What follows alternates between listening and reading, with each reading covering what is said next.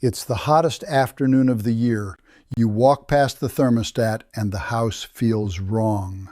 You tap the wall. Nothing. The fan's not blowing, the unit outside is dead quiet, and the number on that little screen is climbing. Now, before you pick up the phone, I want you to do 3 checks in a specific order because most of the dead air conditioners in this country this summer will come back to life on one of them. My name's Ray Dutton. I'm a retired HVAC pro, 25 years in the trade, and I took those calls for a living. The visit alone runs $75 to $200 before a single tool comes off the truck, and after hours it can double. And I've saved the strangest one for last because it's the one where your air conditioner turned itself off on purpose. Let's get into it. Check number 1. The thermostat. I know how that sounds. You're standing there with a dead machine and I'm pointing at the little plastic box on the wall. But that box is the brain of the whole operation. Every call for cooling starts there, travels down a skinny wire, and wakes up everything else in the chain. When the brain goes quiet, the whole body goes quiet with it, and in 25 years I stood in more hallways than I can count and watched this one check end the service call before my tool bag hit the floor. So look at the screen. Is it blank? If your thermostat runs on batteries, they die the way the batteries in your smoke detector die, quietly, slowly, and at the worst possible moment. A blank screen means the system never hears the call. Pop the faceplate off, drop in fresh batteries, $3 to $8 at any store on earth. Screen's on? Then read what it's actually set to, because this catches more people than the batteries do. It has to say, cool. Not fan, not heat, not off. Somebody in your house bumped it. A schedule is quietly fighting you. A hold got set back in April and nobody's looked since. Set it to cool and drop the target 3 to 5 degrees below the room temperature so the system hears a loud, clear call. And then comes the hardest part of this entire video.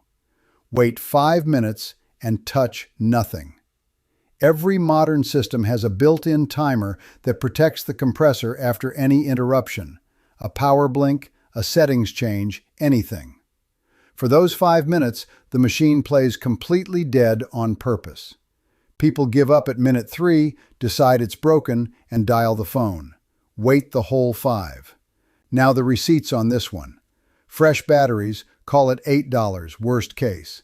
The version where a man drives across town, presses 2 buttons on your wall, and hands you paper, that's the diagnostic fee, $75 to $200, and the most common number on that invoice lands between $99 and $159. Same fix, same 2 buttons. One more thing before we leave the hallway. If you've got one of those smart thermostats, the fancy ones, and the screen went dark and fresh settings won't bring it back, do not throw it away yet. Hold that thought until check 3 because there's a fair chance your expensive thermostat was never the problem at all. Check number 2, the power path. Between your electrical panel and that unit outside, there are 3 separate switches. Any one of them kills the entire system stone dead, and every one of them gets forgotten. Start inside at the breaker panel. Your air conditioner runs on the wide one, the breaker that's really 2 switches stuck together under a single lever, usually labeled AC or condenser or air handler. And here's the thing nobody tells you about breakers. A tripped breaker does not flip to off. It falls to the middle, barely out of line with its neighbors, and if you just glance down the row, you will walk right past it. Look close, or better, run your thumb across the handles. The tripped one feels loose. To reset it, push the handle all the way to off first, firmly, until it clicks, and then back to on. That off click matters. There's a spring inside that has to reset, and skipping the off position is why half the resets people try don't take. Now here's the one rule in this video I need you to respect. If that breaker holds, good, you're back in business. But if it trips again right away, stop. You are done at that panel. A breaker that won't hold is telling you something down the line is shorted out, and forcing it over and over is how the most expensive motor in the whole system gets cooked, and how the wiring inside your wall starts a fire. That one is a real service call, no shame in it, and when you make it, you'll be making it knowing exactly what to tell them. Second switch. Walk outside to the gray box mounted on the wall next to your unit. That's the disconnect, and its whole job in life is to let someone cut power at the unit without walking back to the panel. Most of them hold a plastic pull-out block, a handle-sized chunk that lets the power through when it's seated and cuts it off when it's out. Now here's a trap I watched cost people real money for 25 years. That block can be seated all the way in, flush, looking completely normal, upside down. And on most of these boxes, upside down is the off position. Pull the block out, find the word on it, and seat it right side up. Kids pull these. Landscapers knock them loose. And more than once, the last person to touch it was a tech who pulled it for safety during a service visit and didn't push it home. Third switch, and this one hides in plain sight inside your house. The access door on your furnace or air handler, the panel you open to change the filter, presses down on a small safety button when it's latched shut. That button is a kill switch. If the door sits crooked by half an inch, the button stays up and the entire system stays dark.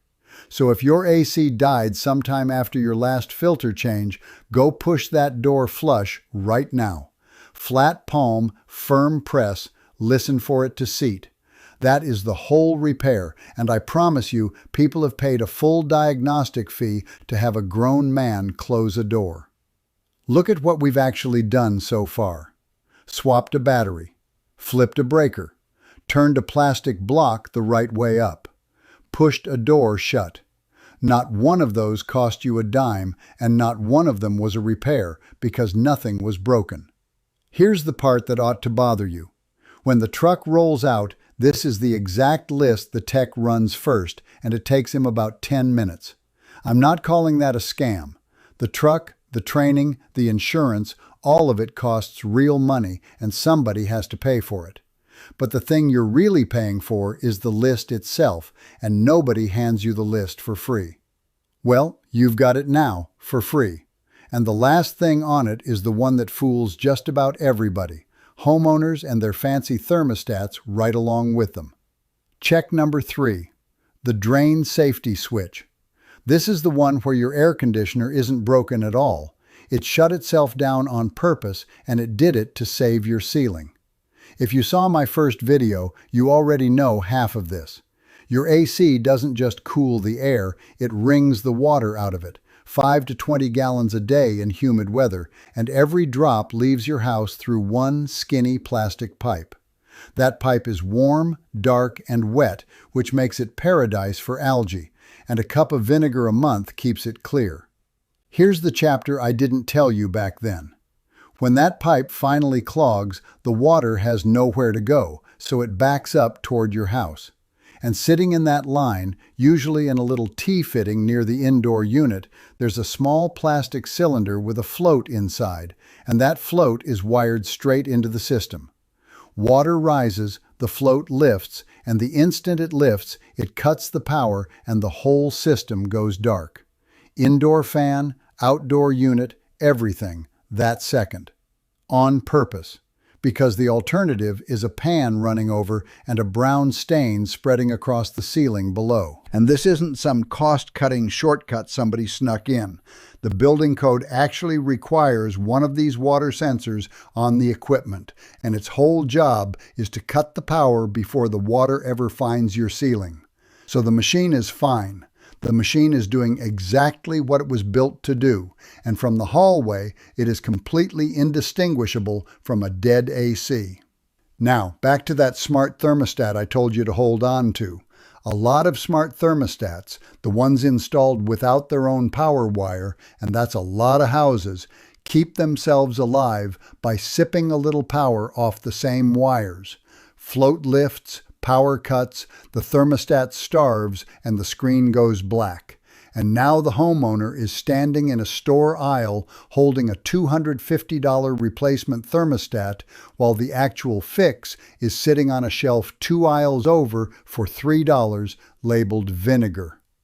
Here's your check, and it takes about 10 seconds. Find the drain line where it leaves the indoor unit, the white plastic pipe, and look for the T fitting with a cap on it, the one with a couple of thin wires coming off it if a switch is fitted. Lift that cap and look inside. Standing water means clog, and clog means you've found your dead AC. Clearing it is the exact job from my first video, so I won't run the whole thing again here. Wet vac on the outside end of the pipe, a cup of vinegar down the top to keep it from coming back. If you missed that one, it's a couple of minutes and it walks you through every step. The build version of that 1 minute of suction runs $100 to $250, and it climbs after hours, which is exactly when a flooded ceiling gets discovered. And here's one piece I didn't cover last time. If your indoor unit lives up in the attic, there's a second version of this same guard. Look underneath the unit for a wide, shallow metal pan, the emergency pan, with its own little float switch sitting in it. Water in that pan means the first line of defense already failed and the backup caught it. So clear the main line the same way and understand that pan just saved you a ceiling repair that costs more than every part in this whole video combined. One honest thing before we total it up, because that's how we do it in this garage. If you clear that line and the switch trips again within a week or two, the problem is deeper than a surface clog, a sagging pipe, a bad slope, something a shop vac at the end of the line can't reach. That one's worth the call. And if you've run all 3 checks, everything passes and the unit outside hums or clicks, but the fan won't spin, I already gave you that answer. That's one of 2 small parts tucked behind the panel, the capacitor or the contactor, and my first video walks you through both of them start to finish, including the safety steps that make it safe to open that panel up. Do not open it without them. So let's total the receipts, because this was the promise at the top. Your side of the ledger: batteries, $8, vinegar, $3. The breaker, the disconnect, the door, free. Call it $11 and 10 minutes in your socks. Their side of the ledger: a diagnostic visit at $75 to $200 just to walk in. A drain line cleared at up to $250. Roll it to after hours, the hours when air conditioners actually die, and the multiplier takes that phone call to $400 without a single part being replaced. That's the $400 5-minute fix, and you just learned every minute of it. Now, the flip side of that coin, and hear me on this, if all 3 checks pass and it's still dead, or the breaker won't hold, or the outdoor unit hums and gives up, or you smell anything burning, stop. That's when it's a real call, and you should make it without guilt, because now you're a different kind of customer. You're not calling to say, "My AC is dead, please help." You're calling to say the thermostat's powered, the breakers hold, the drain is clear, and the float switch is down. The person on the other end of that phone hears something very specific in that sentence. They hear a customer who does arithmetic.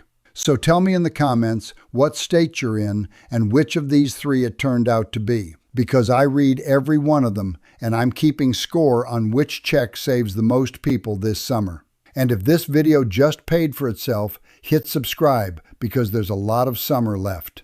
I'm Ray Dutton. Keep your cool, and I'll see you in the next one.